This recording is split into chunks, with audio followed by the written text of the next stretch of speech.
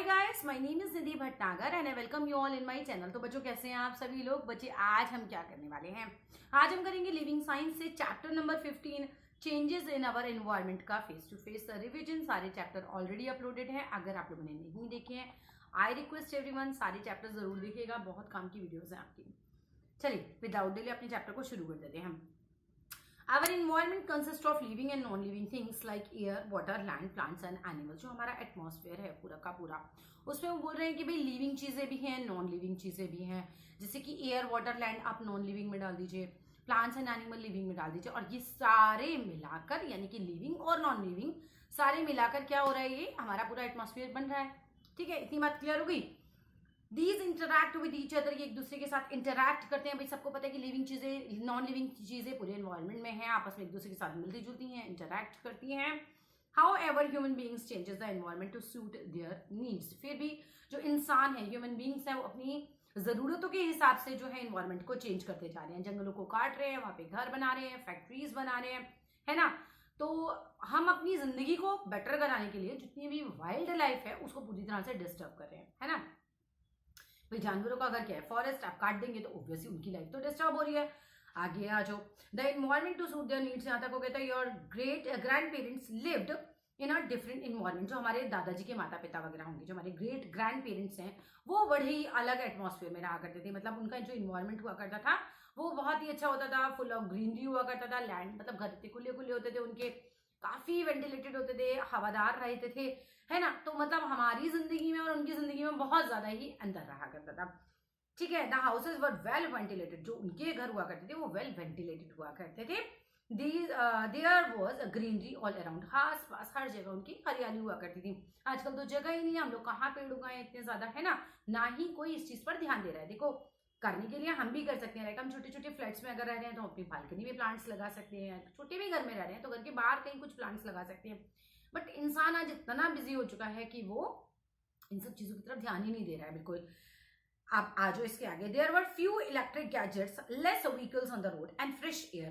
भाई पहले क्या हुआ करता था, हर एक घर में आज आप लगा लो 2-2, 3-3, 4-4 टीवी होने लगे। पहले तो एक भी नहीं होता था, है ना। बड़े कम इलेक्ट्रिक गैजेट्स हुआ करते थे लोगों के घर में। बल्ब हो गया पंखा, फिर धीरे धीरे आ गया आपकी लाइफ में।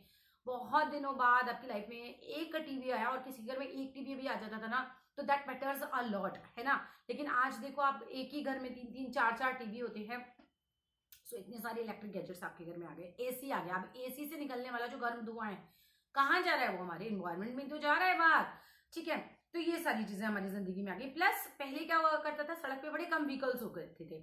मतलब किसी के पास कार हुई तो समझो वो बहुत ही अमीर है। लेकिन आज आप देखो कितना कॉमन हो चुका है कार होना।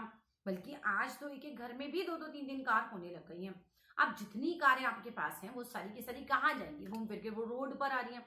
रोड पे कारों का आना लिंक करता है किस चीज को, आप जितना ज्यादा कारें आएंगी उतना ज्यादा स्मोक होगा, जितना स्मोक होगा उतना ही ज्यादा पॉल्यूशन होगा, पॉल्यूशन होगा तो एयर पॉल्यूट हो जाएगी, है ना। तो सब चीजें एक दूसरे से बिल्कुल लिंक्ड हैं। आगे समझो, there were very few electric gadgets, less vehicles on the road and fresh air को दहा कर दी थी। ऑब्वियस सी बात है, व्हीकल्स नहीं है, गंदगी नहीं है, तो एयर कैसी होगी, ग्रीन एकदम बढ़िया सी हवा होती थी, फ्रेश होती थी। ग्रेजुअली धीरे धीरे क्या हुआ, human beings have changed the grasslands around them. धीरे धीरे, ग्रेजुअली मींस धीरे धीरे क्या हुआ, इंसानों ने क्या किया, जितने भी ग्रासलैंड्स थे उनके आसपास जो घास वाली जगहें थी उसको काट दिया और फार्मलैंड्स बना लिए, है ना। अपनी नीड के अनुसार हमने सब चीजें चेंज करना शुरू कर दिया।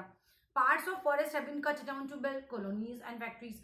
जो जंगल थे उनके पार्ट्स काट दिए गए, वहां पे कॉलोनी बसा दी गई। कॉलोनी मींस छोटे छोटे घर बन गए, लोग वहां पे रहने लगे, फैक्ट्रीज डाल दी लोगों ने वहां पर, है ना, फैक्ट्रीज बना दी। तो जंगल जो थे वो पहले ज्यादा थे, यानी कि पेड़ ज्यादा थे, फिर धीरे धीरे पेड़ कटने लग गए, वहां पे कॉलोनी बनी, फैक्ट्रीज बनी।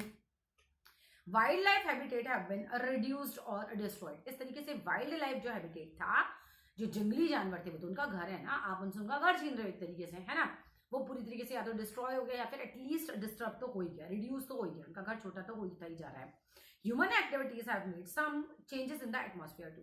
इंसानों की इन एक्टिविटीज ने क्या किया, बहुत ज्यादा एटमॉस्फेयर में चेंज ले आया, एटमॉस्फेयर बहुत ज्यादा बदल गया उसकी वजह से। देखो पहले क्या होता था, चीजें बहुत फ्रेश हुआ करती थी, एनवायरमेंट बहुत साफ सुथरा था। लेकिन अब इस तरीके से अगर हम करेंगे, पेड़ काटते जाएंगे, लगाएंगे भी नहीं, है ना, व्हीकल्स लाते जाएंगे, धुआं बढ़ाते जाएंगे, तो ऐसी बात है, इन्वायरमेंट हमारा पूरा ऐसे ही बदल रहा है। Factories are set up every day to meet increasing demands, जैसे जैसे हमारी पॉपुलेशन बढ़ती जा रही है, लोगों की डिमांड बढ़ती जा रही है ना, जितने ज्यादा लोग होंगे, सिर्फ कपड़ा ही मान लो सिर्फ हमें कपड़े की अगर हम बात करते हैं तो जितने ज्यादा लोग होंगे उतने ज्यादा कपड़े चाहिए, है ना। जितने ज्यादा कपड़े चाहिए उतनी ज्यादा कपड़ों की फैक्ट्रीज चाहिए उन्हें बनाने के लिए, जितनी ज्यादा फैक्ट्रीज चाहिए उन फैक्ट्रीज को उतनी ज्यादा जगह चाहिए। अब जगह तो हमारे पास उतनी ही है ना, जगह थोड़ी बढ़ रही है, बस लोग बढ़ते चले जा रहे हैं। तो अब जगह कहाँ से आ रही है, हम जंगल काटते जा रहे हैं और वहां पे फैक्ट्रीज वगैरह सेटअप करते जा रहे हैं। तो हम अपनी डिमांड्स को पूरा करने के लिए ये सब कर रहे हैं। The number of vehicles on the road is increasing day by day, सड़कों पर व्हीकल्स जो है वो लगातार बढ़ते चले जा रहे हैं। The amount of smoke produced also वो भी इंक्रीज होती जा रही है, जितने व्हीकल्स होंगे उतना धुआं बढ़ता चला जा रहा है। Thus air water land are getting polluted more and more, और इस तरीके से ज्यादा उनसे पोल्यूशन भी होता जा रहा है। हमारी हवा भी पॉल्यूट हो रही है, हमारा पानी भी पॉल्यूट हो रहा है, हमारा लैंड भी पॉल्यूट हो रहा है, राइट। अब आ जाओ, इसके बाद आपको एक ग्रीन हाउस के बारे में बताया जा रहा है। ये ग्रीन हाउस क्या है पहले मैं आपको समझा देती हूँ। एक कांच का घर समझ लो, दीवारें भी कांच की हैं और छत भी कांच की है। अब इस कांच के घर में आप नहीं रहते हो, इस कांच के घर में प्लांट्स रहते हैं। अब कांच के घर में प्लांट्स की क्या जरूरत है, तो देखो जहाँ पे बहुत ज्यादा सर्दी पड़ती है ना, तो वहाँ क्या होता है, रात को इतना बर्फ पड़ रही है या ओस पड़ रही है, या मान लो बहुत ज्यादा ही टेम्परेचर जो है डाउन हो जा रहा है, बहुत ज्यादा ठंड हो रही है एक तरीके से, जिसे हम बोल सकते हैं साफ भाषा में। तो वहां पे क्या होता है, वहां पे ऐसे जो पेड़ को बचाने के लिए ग्रीन हाउस बनाए जाते हैं। इस ग्रीन हाउस में क्या करेंगे, जो कांच की जो छत होगी और जो कांच की दीवारें होंगी वो धूप को अंदर आने देंगी, सनलाइट को अंदर आने देंगी, वार्म कर देंगी अंदर के वातावरण को, राइट। लेकिन बाहर नहीं जाने देंगी रात को, है ना। अब वो पलट के जब बाहर नहीं जाएगी गर्मी, तो क्या होगा, रात को बाहर जब बहुत ठंड पड़ रही होगी तो भी अंदर जो एक वार्म सा हमारा जो है एनवायरमेंट रहेगा, है ना, एटमॉस्फेयर अंदर का वार्म सा रहेगा, प्लांट बचे रहेंगे। अब आपको भी खुद भी देखो ना, अगर आपको ठंड में बाहर एकदम बैठा दिया जाए, कोहरा पड़ रहा हो, बर्फ पड़ रही हो, क्या होना है ना। तो आपकी सेहत खराब होगी, ऐसी प्लांट की भी सेहत खराब हो जाती है, प्लांट तो बिल्कुल ही मर जाएंगे एकदम ज्यादा ठंड पड़ गई तो उनपे। अब यही चीज आपको समझाई गई। तो green house is a glass house, कांच का हाउस है, पूरा समझा दिया है। वेयर वी ग्रो प्लांट्स, जहां हम प्लांट्स को ग्रो करते हैं, स्पेशली ड्यूरिंग विंटर, ज्यादा मतलब स्पेशली बात करी जाए तो विंटर में, जरूरत हमें विंटर में पड़ती है उसकी। In a greenhouse the climate is controlled, यहाँ पर क्लाइमेट जो है वो काफी कंट्रोल्ड रहता है, मतलब ठंड बहुत ज्यादा नहीं बढ़ने दी जाती। द सन्स रेज पासेस, सन की रेज जो है उसके अंदर तो आ जाती है through the glass and warm up कर देती है इनसाइड द हाउस, पूरा अंदर जो है वो गर्म रखती है। Plants grow well in the warm and moist air, plants अच्छे से ग्रो करते हैं वार्म, ठीक है, और मॉइस्ट एयर होती है अंदर की, क्योंकि मॉइस्ट एयर कैसे, जैसे पेड़ों को पानी में नहीं दोगे तो अंदर मॉइस्चर तो रहेगा ना, वो मॉइस्चर भी अंदर ब्लॉक है ना, तो एयर भी वहां की मॉइस्ट रहेगी। The ultraviolet and infrared rays from the sun bring the heat and light energy. अब जो सन की रेज आ रही है तो वो क्या कर रही है, ब्रिंग तो कर रही है लाइट एनर्जी को, हीट एनर्जी को अंदर ला रही है। The glass wall of the green house do not allow, वो अलाउ ही नहीं कर रहे किस चीज को, द हीट टू एस्केप, की गर्मी को वो बाहर निकलने की नहीं दे रहे हैं। तो हमारा तो अंदर से एकदम प्लांट्स के लिए तो बहुत अच्छा सा घर हो गया वो। ग्रीन हाउस गैसेस की अगर बात करो तो earth atmosphere is a blanket of gases, जो हम जिस अर्थ पे हम रह रहे हैं, ठीक है, वो उसके समझ लो, मान लो ये अर्थ है तो ये पूरा का पूरा एक ब्लैंकेट बना हुआ है, एटमॉस्फेयर का ब्लैंकेट, ठीक है। अब ये ब्लैंकेट किस चीज का, ये गैसेस हैं, यहाँ पर समझ लो ऐसे गैसेस घूम रही हैं सारे में, है ना। Some of these gases are carbon dioxide, nitrous oxide, methane है और वाटर वेपर है, have the property of trapping energy from the sun. इन सब में क्या प्रॉपर्टी है, समझ लो, प्रॉपर्टी समझ लो, इनमें ताकत है ऐसी कि वो सन की जितनी भी ये जो हमारी एनर्जी है ना उसको फंसा लेते हैं, उसको बाहर नहीं जाने देते। सन से एनर्जी आ रही है, इन्होंने पकड़ ली और हमारे अर्थ के अंदर वो एनर्जी आ गई, लेकिन उसको रात को बाहर ऐसे निकलने नहीं देंगे उस हीट को। अब रात को बाहर अगर निकल जाए ना तो आप रात को एकदम बर्फ बन जाओगे, समझ में आ गया ना। तो इतनी ज्यादा ठंड हो जाएगी, और दिन में क्या हो जाएगा, अगर मान लो ये एटमॉस्फेयर की लेयर ही नहीं होगी तो सन से इतनी तेज गर्मी धरती पर आएगी कि अपन जल जाएंगे। The Earth's atmosphere is a blanket of gases. Some of these gases like carbon dioxide, nitrous oxide और methane and water vapour have the property of trapping energy from the sun. यहाँ तक हो गया हमारा। These gases do not allow the heat to escape, ये gases allow ही नहीं करती हीट को बाहर जाने के लिए। They warm up the earth, ये अर्थ को वार्म रखती हैं। These gases are called greenhouse gases, तो इन्हीं गैसेज को ग्रीन हाउस गैसेज कहा जाता है। And this effect is known as greenhouse effect, इस प्रभाव को हम क्या कहते हैं, ग्रीन हाउस इफेक्ट कहते हैं। This effect means N increase in the concentration of greenhouse gases in the atmosphere which leads to increase in the amount of infrared radiation close to the surface of the earth। धीरे धीरे समझो।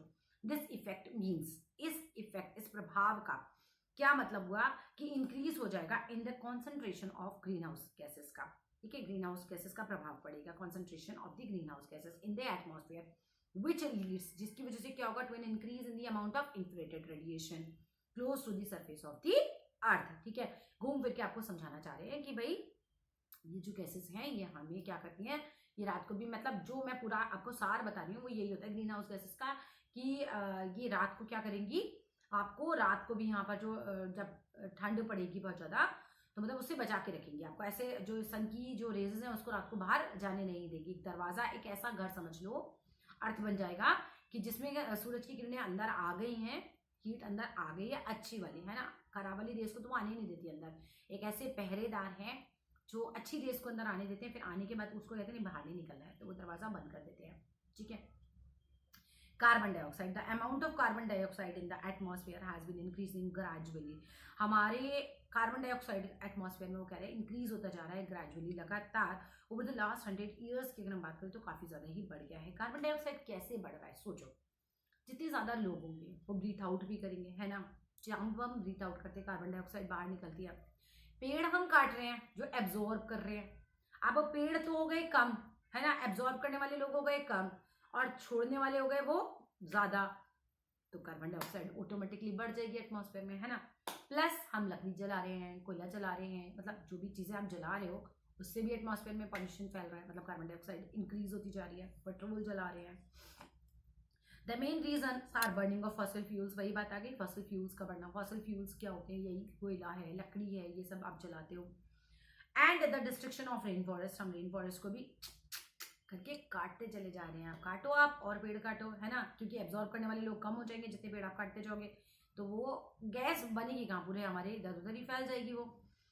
If carbon dioxide keeps on increasing at a present rate, अगर लगातार जैसे अब बढ़ रही है कार्बन डाइऑक्साइड ऐसे ही बढ़ती रहे, पॉइजनस हो जाएगी सब कुछ, है ना, मोर हीट, बहुत ज्यादा हीट हो जाएगी, कार्बन डाइऑक्साइड बढ़ेगी तो गर्मी बहुत ज्यादा बढ़ जाएगी, be trapped in the atmosphere, और वो ट्रैप हो जाएगी, मतलब एक तरीके से हीट हो जाएगी, सब जगह फंस जाएगी, हीट बाहर भी नहीं निकल पाएगी। And temperature of the earth could increase, और वो भी इंक्रीज हो सकता है। अब देखो कार्बन डाइऑक्साइड बढ़ती है तो गर्मी बढ़ती है, आप एटमॉस्फेयर में समझो खूब सारी कार्बन डाइऑक्साइड होगी, गर्मी बहुत ज्यादा बढ़ जाएगी, बढ़ेगी गर्मी तो क्या होगा, ग्लेशियर्स, पहाड़ जो होते हैं वो पिघलते हैं, उसकी वजह से पहाड़ पिघलेंगे तो पहाड़ों का पानी, जो ग्लेशियर्स बर्फ वाले पहाड़ है वो पिघलेगा तो पानी कहाँ आएगा, नदियों में आएगा, समुद्र में जाएगा। ये नदी और समुद्र भी कितना पानी हैंडल करेंगे, ये फिर पानी बाहर आ जाएगा, फ्लड हो जाएगी, इसकी वजह से हो रहा है ना ग्लोबल वार्मिंग। और क्या है ये, पूरे ग्लोब पर इतनी वार्मिंग होती चली जा रही है, इसकी वजह से क्या प्रभाव पड़ रहा है, ग्लेशियर्स पिघल रहे हैं, पिघलने से पानी समुद्र और नदियों में जा रहा है, फिर वही पानी बाढ़ बन के आपके घर वापस आ रहा है। मीथेन की बात करते हैं। Methane is a natural gas, methane जो एक नेचुरल गैस है। When grass eating animal digest करते हैं जब अपने फूड को, ठीक है, उन्होंने फूड खाया, अब उनकी बॉडी में डाइजेस्ट हो रहा है वो फूड, देयर सिस्टम रिलीज करता है, ठीक है, आपकी बॉडी से भी गैस आउट होती है ना जब खूब सारा खाना खा लेते हो, ठीक है, तो उनका सिस्टम भी रिलीज करता है गैसेस को, लार्ज क्वांटिटी ऑफ मीथेन वो लोग निकालते हैं इनटू द एटमॉस्फेयर। मीथेन कहाँ मिल जाएगी, आपके एटमॉस्फेयर में मिल जाएगी। The waste from animals called manure, जो एनिमल्स का वेस्ट होता है वो मैन्योर कहलाता है, और यूज किया जाता है, एनिमल वेस्ट मीन्स उनकी पॉटी, है ना, और फर्टिलाइजर की तरह यूज किया जाता है। दिस रिलीज करता है more methane into the atmosphere. अब this gas warms up our planet, और इस तरीके से इस गैस से भी हमारा जो प्लेनेट है वो और वार्म अप हो रहा है। Water vapour accounts for 35 to 75% of a greenhouse effect. Water vapour के कारण क्या होता है कि 35 से लेकर 75% तक ग्रीन हाउस इफेक्ट बनता है हमारे यहाँ। ओजोन क्या है, ozone is found in the stratosphere, ozone भी एक लेयर है, एक परत है एटमॉस्फेयर में, गैसेस की समझ लो, है ना, तो ये भी जो है, ये कौन से हमारे अर्थ की भी ना कई सारी, ये जो एटमॉस्फेयर है उसकी कई सारी लेयर है, एटमॉस्फेयर की कई सारी लेयर है, उसमें स्ट्रेटोस्फीयर में ये ओजोन है। CFC क्या है, CFC जो है इज अ केमिकल, एक केमिकल है जो वाइडली काफी ज्यादा यूज होता है किसमें, रेफ्रिजरेटर में, एयर कंडीशनर्स में एंड मेनी अदर इंडस्ट्रियल और प्रोसेस में। It too warms up atmosphere, अब इसकी वजह से भी एटमॉस्फेयर जो है वो वार्म अप हो रहा है। मतलब हमें चैप्टर में समझाया जा रहा है एक तरीके से कि हम किस तरीके से हम अपने इन्वायरमेंट को गंदा कर रहे हैं, खराब कर रहे हैं, किस तरीके से हमारा जो इन्वायरमेंट है वो बदलता चला जा रहा है, किस तरीके से चीजें मतलब हमारे आसपास गर्मी बढ़ती चली जा रही है, क्या उसके प्रभाव हो रहे हैं, वो सब हम पढ़ रहे हैं। ग्लोबल वार्मिंग के बारे में मैंने आपको अभी बिल्कुल बताया है, यही कि green house gases in the atmosphere trap कर लेती है हीट ऑफ द सन को, है ना। ग्रीन हाउस गैसेस जो होती है हमारी, वो क्या कर लेती है एटमॉस्फेयर में ट्रैप कर लेती है सन की जितनी भी हीट है उसे, and there is a rise in temperature, गर्मी बढ़ जाती है अर्थ पे, and this is called global warming. पूरा अभी हमने डिस्कस किया था पीछे। In the last 100 of years में average temperature of the earth risen हो गया है by 1 degree Fahrenheit, and in the next century में अगर हम बात करते हैं तो ये राइज कर सकता है अबाउट 2 डिग्री से लेकर 6 डिग्री फॉरेनहाइट तक। इतना टेम्परेचर अगर राइज कर जाएगा, गड़बड़ हो जाएगी। This change the climate for the worse, तो ये बिल्कुल बर्बाद कर देगा हमारे क्लाइमेट को इस तरीके से। The effects of the climate changes are visible, ये जो प्रभाव हैं क्लाइमेट चेंज होने के वो बिल्कुल विजिबल है, दिख रहे हैं हमें।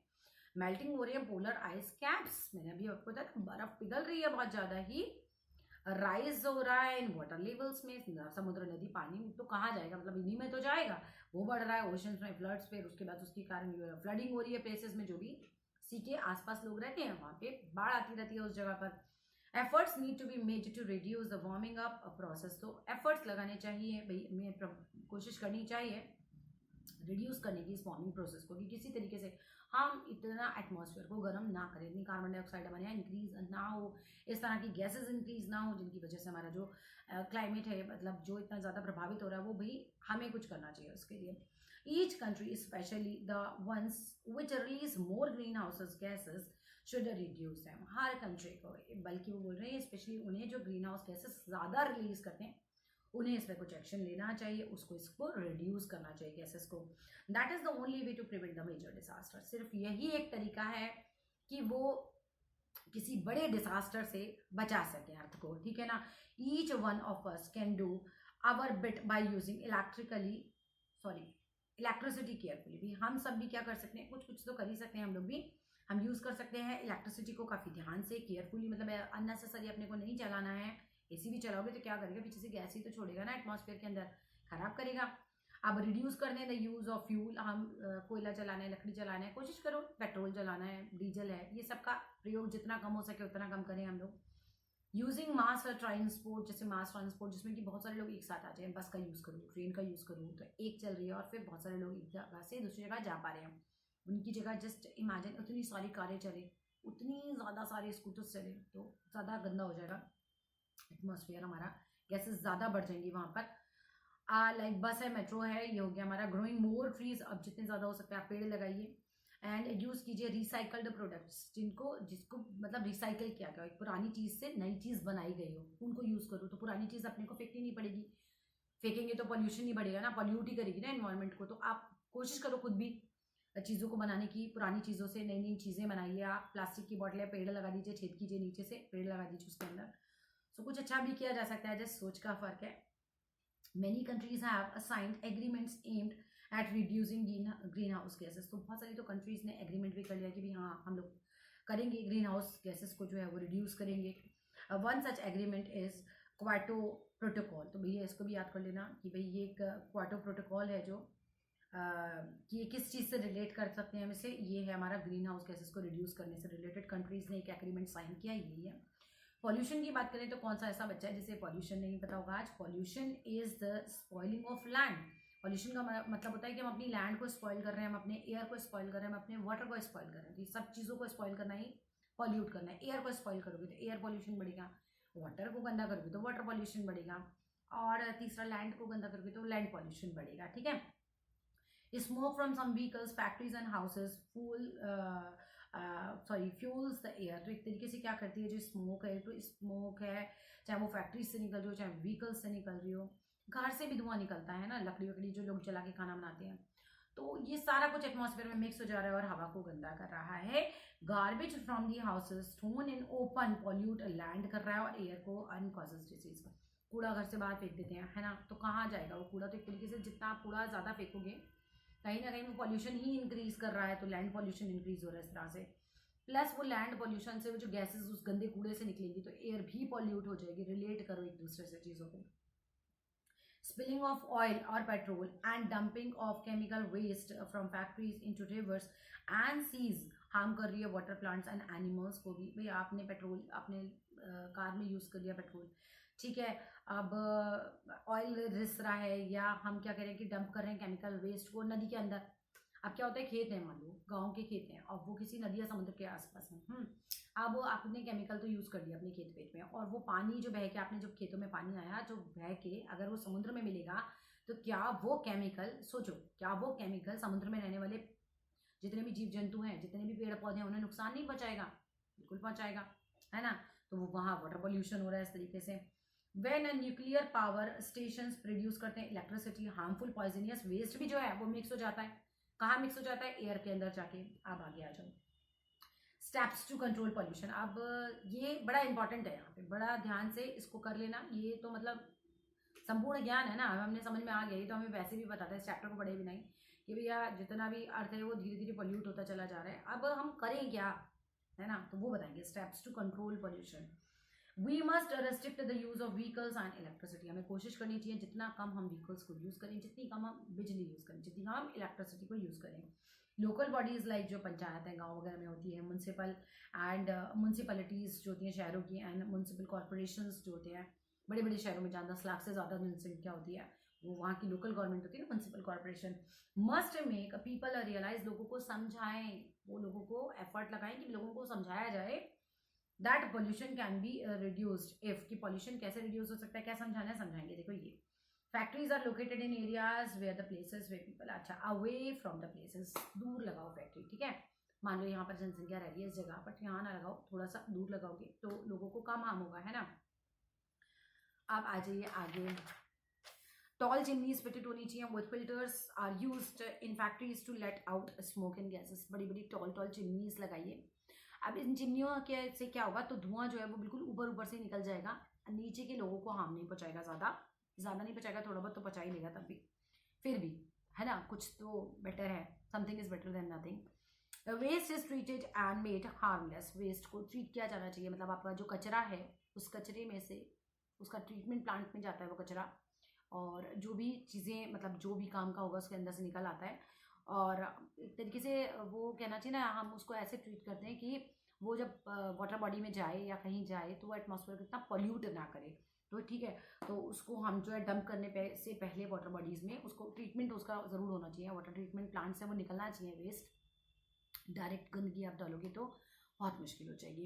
गार्बेज चाहे वो वेट हो या ड्राई हो, उनको क्या करना चाहिए, from the houses thrown at proper dumping places. ऐसा नहीं है सड़क पे कचरा फेंक दिया, कहीं भी फेंक दिया, जब ऐसे फेंकोगे तो फिर तो पॉल्यूशन ही बढ़ेगा। लेकिन डंपिंग प्लेसेस होते हैं, कुछ डंपिंग ग्राउंड्स भी ऐसे होते हैं जहाँ पर डाला जाता है, बाद में क्या किया जाता है, उसके ऊपर मिट्टी बिछा दी जाती है और वहाँ प्लांट लगा दिए जाते हैं। The use of plastic bags is reduced, जितना हो सकता है प्लास्टिक बैग का प्रयोग नहीं करना है ना, क्योंकि प्लास्टिक क्या होगा, गलेगी नहीं, सड़ेगी नहीं, नालियों में फंस जाएगी, और वाटर बॉडीज़ में पहुंच गई तो सोचो अगर मछली भी खा लेगी तो वो फंस जाएगी ना उसकी बॉडी के अंदर, मर जाएगी, तो आपकी वजह से मछली मर सकती है। प्लास्टिक को यूज़ नहीं करना है। नालियाँ फंस सकती हैं, नाले फंस सकते हैं, कहाँ आएगा, रोड पे आ जाएगा पानी, गंदा पानी रोड पे आएगा आपकी वजह से, अगर आपने ज़्यादा प्लास्टिक यूज़ किया तो। प्लास्टिक से नो टू प्लास्टिक, ठीक है। प्लास्टिक नहीं यूज़ करें तो करेंगे आप पेपर के बैग यूज़ करो, जूट बैग्स यूज़ करो, कॉटन बैग्स यूज़ करो। इससे क्या होगा, ये जो है ये बायोडिग्रेडेबल और वो सब पढ़ा है ना आपने, तो ये गल सड़ जाते हैं, एक टाइम के बाद ये फिनिश हो जाएंगे, मिट्टी में मिक्स हो जाएंगे, लेकिन प्लास्टिक नहीं मिक्स होती है। आगे आ जाइए। The white marble of Taj Mahal in Agra is turning yellow. हमारा जो देश की शान है ना, हमारा वाइट मार्बल ताजमहल, वो भी येलो हो रहा है। इतनी गंदगी कर दी है हम लोगों ने, समझो, क्योंकि उसके आसपास फैक्ट्रीज लगाई गई हैं और फैक्ट्रीज से धुआं निकलता है, chemical given out by the factories around it, उसकी वजह से। टू सेव द मॉन्यूमेंट, अब क्या हुआ है, फैक्ट्रीज हैव बीन क्लोज, उन फैक्ट्रीज को बंद किया गवर्नमेंट ने, एंड रीलोकेट करवा दिया कि भाई यहाँ से लेके जाओ दूर कहीं, क्योंकि वरना तो वही हमारे देश की शान, हमारा ताजमहल ही जरा सफेद ताजमहल पिल्ला हो रहा है। Trees have to keep the air clean, जो पेड़ होते हैं वो तो हवा को साफ करने में बहुत मदद करते हैं। So trees have been planted around the Taj Mahal, trees लगाए जाने चाहिए, उसके आसपास लगाए गए हैं एक तरीके से। Monuments like Red Fort are periodically renovate किया जाता है, कुछ कुछ टाइम के बाद उसका रिनोवेशन होता है। किसके द्वारा? आर्कियोलॉजिकल जो हमारा सर्वे होता है ऑफ इंडिया के अनुसार, ठीक है, उनके द्वारा होता है, आर्कियोलॉजिकल सर्वे ऑफ इंडिया के द्वारा। अब reuse and recycle, this is one to reduce the accumulation of waste like metals, papers, clothes, rubber and plastic in landfills. अगर आप किसी चीज़ को रीयूज़ करते हो, दोबारा से यूज़ करते हो, तो ऑब्वियसली बात है कि एक्यूमुलेट नहीं होगी, इकट्ठी नहीं होगी। कहाँ पर इकट्ठी नहीं होगी? लैंडफिल्स में, जहाँ मैंने बताया था ना, एक लैंड होती है जहाँ कचरा जाता है, इकट्ठा किया जाता है, बाद में मिट्टी डालते हैं, पौधा लगाते हैं। तो जितना ज़्यादा आप रीयूज़ कर लोगे चीज़ों को, उतना कचरा वहाँ पे तक कम पहुँचेगा, है ना। सो अपने को क्या रीयूज़ करना है? मेटल्स को, पेपर को, क्लोथ को, रबड़ को, प्लास्टिक को, इन सबको रीयूज़ करो जितना हो सकता है। These material can be reused directly और रिसाइकल किए जा सकते हैं एंड देन रीयूज़ किए जा सकते हैं, कि इनकी रिसाइकलिंग हो सकती है और फिर हम इन्हें रीयूज़ कर लें, ऐसा भी हो सकता है। रबर के बारे में बता रहे हैं कि यूज्ड टायर्स जो होते हैं ना, वो जो कार वार के टायर होते हैं अपने बाइसिकल के हो सकते हैं, can be cut into shapes of swings, seats, है ना, झूले बनाओ, उसके झूले लगा लो, है ना, वो गोल गोल होता है, उसके अंदर गोली में बैठ जाना, रस्सी बांध लेना पेड़ पे और लटक लेना झूला झूलने के लिए, खूब मस्ती करना उस पर। क्लाइंबिंग फ्रेम्स बन सकते हैं, ऐसे क्लाइंबिंग फ्रेम्स होते हैं उसके, वो भी बन सकते हैं। रबर स्लिपर्स बन सकते हैं, चप्पल बन सकती है। तो एक तरीके से उसे अच्छे से यूज़ कर सकते हैं हम, बहुत अलग अलग। उनका मतलब यही है कि भाई फेंको मत, जितना ज़्यादा आप फेंकोगे उतना ज़्यादा कचरा बढ़ेगा, जितना कचरा बढ़ेगा पोल्यूशन बढ़ेगा, और पोल्यूशन किसको नुकसान पहुंचाएगा? हमें। तो अपनी कोई कंट्रोल रखना है। Rubber tubes are also use to make jewellery items, rubber के ज्वेलरी आइटम्स भी बनते हैं, जैसे वो बता रहे हैं बीड्स, रिंग्स, ब्रेसलेट्स, है ना, ब्रेसलेट्स यहाँ पहनते हैं, रिंग्स फिंगर्स में पहनते हैं, है ना, मैं तो बिल्कुल नहीं पहनती हूँ। खैर, old trucks tyres are recycled to make playground surfaces, तो प्लेग्राउंड सर्फेसेस के लिए भी बता रहे हैं, ओल्ड ट्रक टायर जो होते हैं वहाँ पे भी यूज़ किए जा सकते हैं, वहाँ पे भी आर रिसाइकल्ड, है ना। तो pencil, pouches and diary covers, मतलब ये सारी कहानी बन सकती है। अब आ जाओ आगे, metal objects thrown away by the people can be reused, जो हम लोग फेंक देते हैं ना, वो भी, वो कह रहे हैं, रीयूज हो सकते हैं। पीपल बाय करते हैं pipes, rods and gates from the scrap dealers. Scrap dealer कौन होता है बच्चे? कबाड़ी वाला, वहां से बाय करते हैं फॉर रीयूज, फिर उसको रीयूज करते हैं एज दे आर चीपर। अब कबाड़ी बेचेगा तो ऑब्वियसली बात है सस्ता मिल जाएगा इन लोगों को। अब मान लो आपने एक दरवाजा बेचा, कोई भी लोहे का दरवाजा बेचा, कबाड़ी वाले को बेच दिया आपने, तो कबाड़ के भाव दे दिया।